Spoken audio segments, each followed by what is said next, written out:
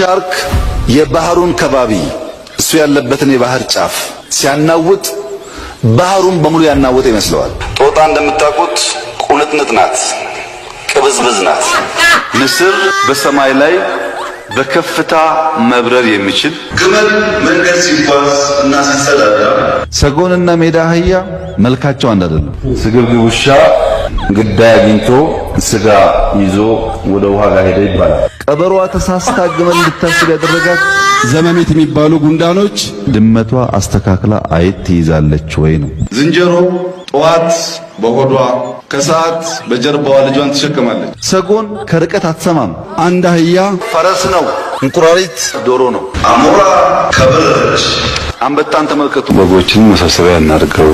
ወፏ መብረር ሲያቅታት በጭሉሌዎች በጭልፊቶች አሳዎች ጃርት እንዳለ ያውቃል። ሁለት በሬዎች ዝሆኑ ጎሹ ስንት የሚታይበት ጫካ ዳክዬ ስትዋኝ አይታችሁ ከሆነ የሜዳ አህያ ጆሮ ከርቀት ይሰማል።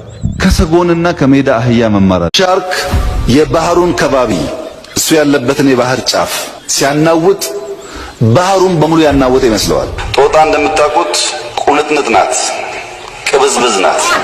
ንስር በሰማይ ላይ በከፍታ መብረር የሚችል ግመል መንገድ ሲጓዝ እና ሲሰዳዳ፣ ሰጎንና ሜዳ አህያ መልካቸው አንድ አይደለም። ስግብግብ ውሻ ግዳይ አግኝቶ ስጋ ይዞ ወደ ውሃ ጋር ሄደ ይባላል። ቀበሮዋ ተሳስታ ግመል እንድታስብ ያደረጋት ዘመሜት የሚባሉ ጉንዳኖች ድመቷ አስተካክላ አይት ትይዛለች ወይ ነው። ዝንጀሮ ጠዋት በሆዷ ከሰዓት በጀርባዋ ልጇን ትሸከማለች። ሰጎን ከርቀት አትሰማም። አንድ አህያ ፈረስ ነው፣ እንቁራሪት ዶሮ ነው። አሞራ ከበረች። አንበጣን ተመልከቱ። በጎችን መሰብሰቢያ እናድርገው።